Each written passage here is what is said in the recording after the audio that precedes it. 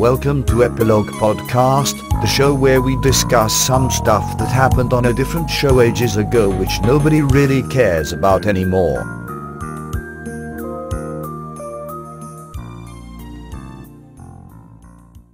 Hello, I'm Portponky. And I'm LeBloc. Today we are discussing Deep Space Nine, Season 2, Episode 19, Blood Oath. In this episode, a trio of Klingons arrive on Deep Space Nine, and Dax joins them to fulfill an oath Curzon made with them a long time ago. What did you think? I thought this one was both a lot of fun and a much-needed episode for Dax. Yes, is this our first really good episode focused on Dax? I think it is. Well, yeah, I thought it was a great episode. One of the best ones we've seen so far. And it was focused on Dax. So, yeah, I'd say it fulfills those criteria. Agreed. And it's something I've been waiting for, because there have been Dax-focused episodes, but they always falter in some way. And this one pretty much nailed it. Yep. It was interesting, exciting, had some really good action sequences, had a nice little plot you could get on board with, some character drama. Yeah, I think it really was a satisfying episode in pretty much every way. Dax meeting with some old friends that one of her past lifetimes made is an obvious premise, but they never committed to it. We have seen her and Cisco talk about Curzon Dax, but they work together, so it doesn't really count. So it was nice that they acted on that, and we got this sweet little episode. Yeah, it makes sense. It would be weird if Cisco was the only person who ever knew Curzon. And I think they've mentioned that Curzon helped broker a peace with the Klingons, so it makes sense that some high-ranking Klingons were familiar with him. I would hope with 300 years you would make some friends. Well, I'm sure she's got plenty of friends, just I'm not sure how many of them are still kicking about. Yeah, good point. And I don't know the lifespan of a Klingon. Pretty long. Well, Odo mentioned one of them he reckoned was 150. Yeah, a little trivia. These three Klingons all showed up in the original series, which is set about a century or so earlier. That's pretty neat. So they are all throwbacks to an earlier time. And it's the same actors portraying them. Oh, okay. I thought you meant they just reused the names. No, it's the exact same guys. That's a great way to honor the legacy of the show and not make it alienating for viewers who aren't familiar with that. So that's pretty much perfect how they handled that. Yeah, I think I read they had trouble tracking down one of the actors because it had been so long. Two of them were. I think two of them have done other characters in Star Trek in the meantime, but one of them, I think they had to spend some time tracking him down. That sounds like a Deep Space Nine episode, tracking down long-lost Klingon. A meta episode. I really enjoyed seeing these Klingon guys, struggle to accept Dax. Two of them were resistant to the idea, while the other one pretty much accepted it right away. And it would be really strange to have someone you knew be a completely different person physically. Well, yeah, it would be suspicious more than anything. It's hard to believe. But I guess they know the Trill and about the symbiont, so it took them some time to come around. There was a lot of nice little touches, actually. I liked Kor coming to terms with his advanced age. Yeah. He didn't want to accept that.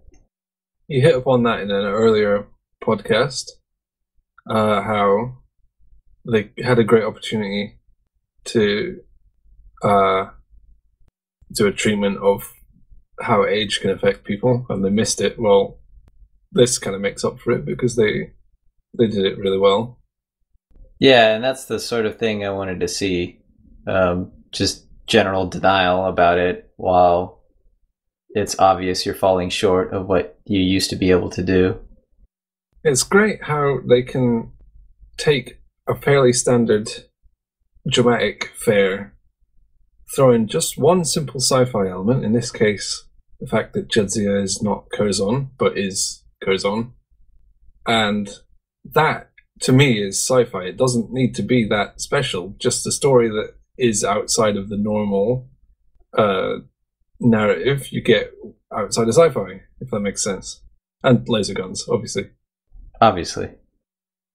That's when this show is at its best, when you take a story and it has a minor element to it. It doesn't have to be overwhelming, but something that makes it impossible to tell in other contexts.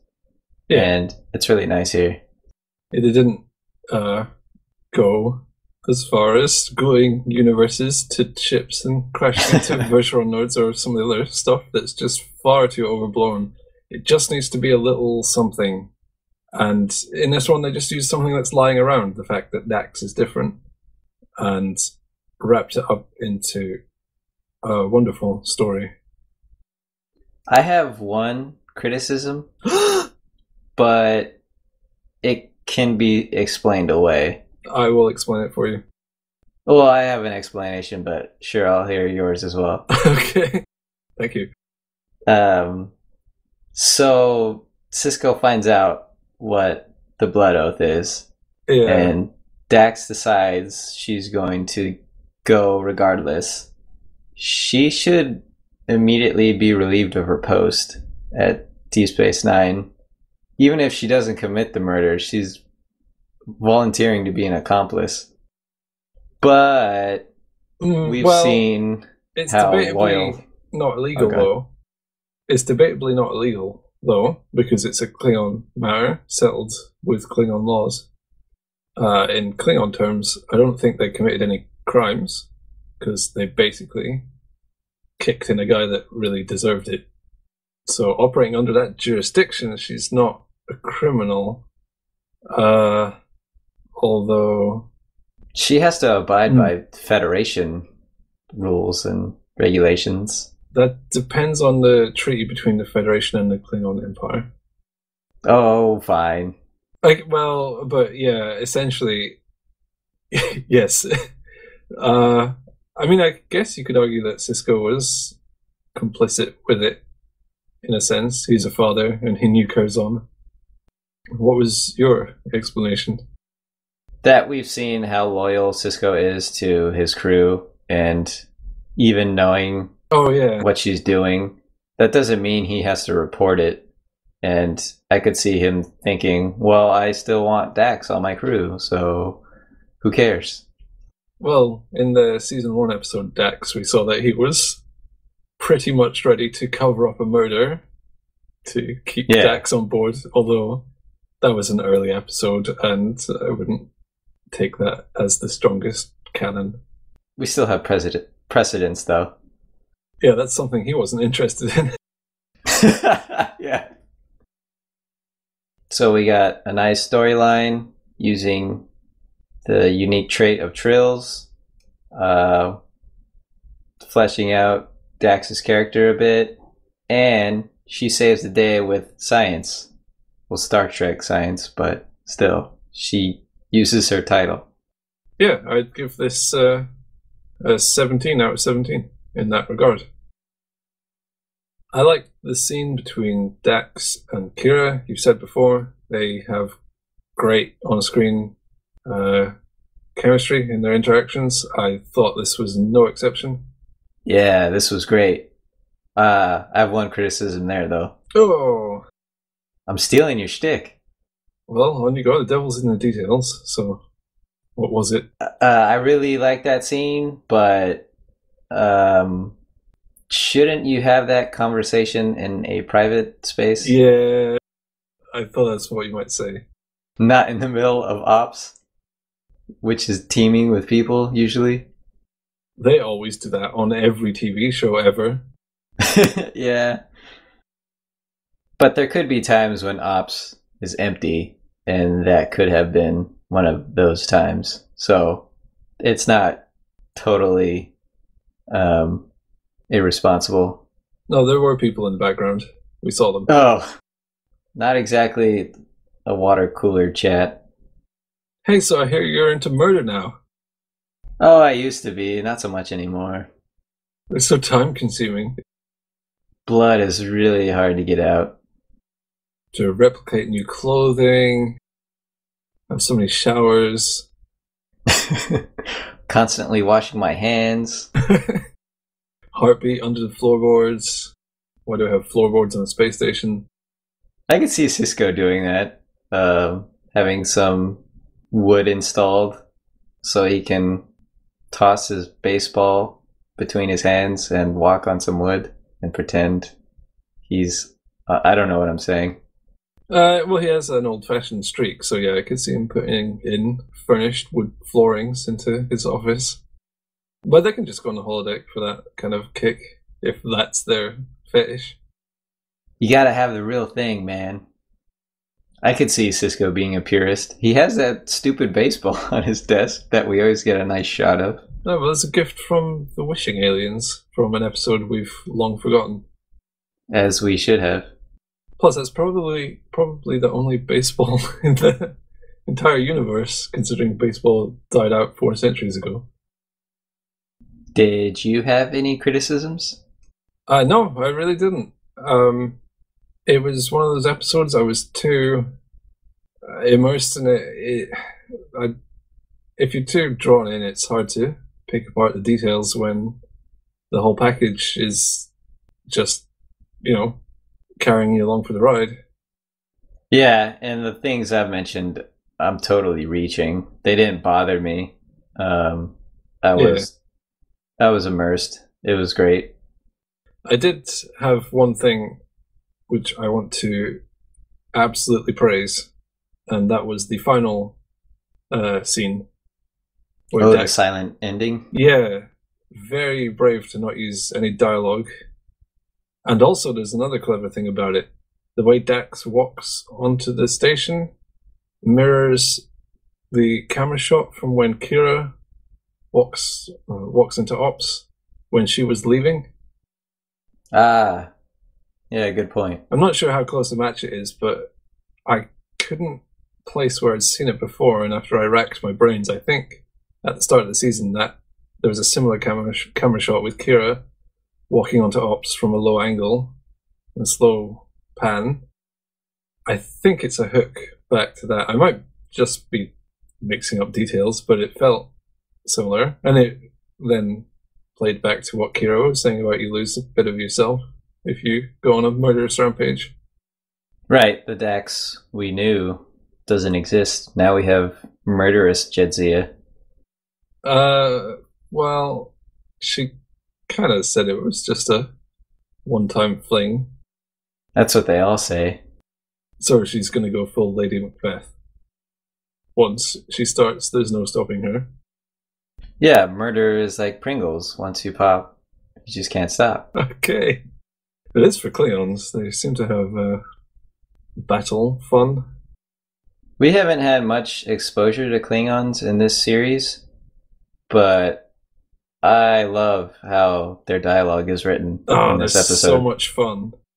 So is that typical, or is that just these guys? Generally, when Klingons turn up, it's a lot of fun. Because you're pretty much guaranteed they're going to kick someone's head in at some point. And have a lot of intense conversations about how much honor everyone has, which almost degenerates to Dragon Ball Z style power levels. His honor is over 9,000 and all that. I wrote down so many lines. I love how they turn phrases. You did? So are we going to have some sort of multi-quote? Well, these don't have to be quotes of the show. I could just rattle them off. Sure, go for it. I need no nurse's hand. The words do not fit in your mouth. We cannot go to an enemy stronghold with your sickly chest announcing us. Am I doomed to choose between perfection and palate? All really fun and lively. They have a very dramatic way of phrasing everything. It's kind of sad that two of them died. Yeah, although fitting, given the details of the episode. Oh, yeah, it was appropriate. It's a shame Kang's voice was really cool. His accent, the way he pronounces things, was quite captivating. He had an instant sense of authority. Yeah, he did. It would be super weird to take on the symbiont from Dax, and you find out about all of these murders. She only killed... Well, she mostly punched people. Yeah, she didn't have any fatal blows, at least what we saw. Well, but they're using batliths, which are cleverly designed to be very ambiguous. Are they just hitting them, or are they cutting their throats? We don't know. So it gets past the censors, but is exciting. And it's sort of ambiguously violent. And they look great. Yeah, it's a great design. It really pops on screen. How did you feel about Kira tattling on Dax to Cisco? She always does that. Anytime anything happens, she moans to Cisco, and if it's about Cisco, she moans to Starfleet HQ. Plus, it's kind of a serious thing. Yeah. Not exactly something you can ignore. I wonder how that conversation actually went. She walks into Cisco's office and says, How do you feel about your crew murdering people? Because they're gonna. Maybe. I don't know for sure, but I heard around the water cooler is that Dax has a new hobby. So, do you have a quote of the show? A sharp knife is nothing without a sharp eye. That is Koloth? Yeah. No big surprise, I chose a Klingon quote. And it goes along with the aging theme they explored on the side in this episode. It wasn't the main point of the episode, but it's nice that it's weaved in there. Yeah, I mean, ideally, you want a drama to cover a number of angles. Not too many, so it runs thin, but not too few either. Was he cutting a cheesecake when he was... That's what it looked like. He took that cheesecake to battle and was victorious. One quote I liked is at the start when Odo's doing something on his iPad, and he just realizes and turns around and says, "How did you get in here?" And Koloth just says, "I am Koloth." And then asserts that that is a sufficient explanation for how he snuck through a door. Yeah, that was great. It's a great way to introduce the character. You immediately know he's a badass. Yeah, it tells us a lot about the character without him outright telling us something. Yeah, he's skillful, he's arrogant, and he doesn't take kindly to humor. Because he's old. He's Not really old. He's so old. Are we going to end on a note of ageism? No. Well, I hope not. Well, when he was practicing and madly swinging his sharp weapon, Dax decides to sneak up on him.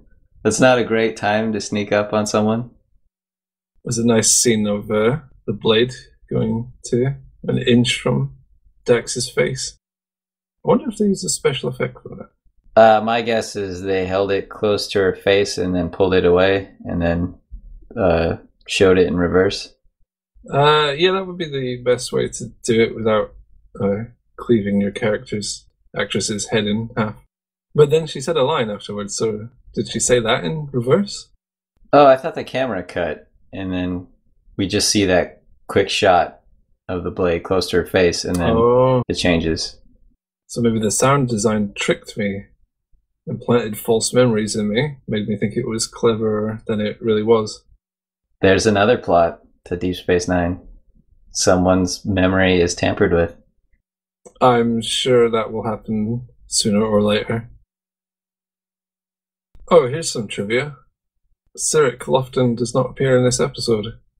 That's not trivia. I know, but for some reason the Star Trek Memory Alpha wiki has that listed for every Deep Space Nine episode that doesn't have Jake in it. You should go through and delete it every time it shows up. Well, he's like credited in the start, I think. So I guess it's not really trivia though, because O'Brien isn't in this episode, right? I don't remember him doing or saying anything. I really like that the show isn't afraid to sideline some main characters if it doesn't service the plot. That's really nice that they don't feel like they have to include everyone. Yeah, it's good because a lot of episodes wouldn't work if you had to get everyone in. I think Quark was just in this one at the start because I guess they didn't want too much comedy. Yeah, it would be a shame if there were some sort of contractual obligation where they had to include everyone in every episode. And I'm glad they don't have to, and they can make episodes like this. Well, does any TV show have that? I'm pretty sure Modern Family does. It has a huge cast, and they are in every episode, and it doesn't always work. Oh, that's really stupid. Yeah, it is. Right, and just before we go, can you remember what the name of the battle was that he was replaying in the holodeck? I could remember the general sound. Go for it. The Tata Karat or something like that. Okay. I'm going to cut in a clip of them saying it. We can see how accurate you were. That's what he announced right after winning the Battle of Clac de Kelbracht at Quarks. Hint, not at all. Yeah, I'm way off. Oh well. Good times. So, let's see if the next episode honors us. Please, please, please. Alright.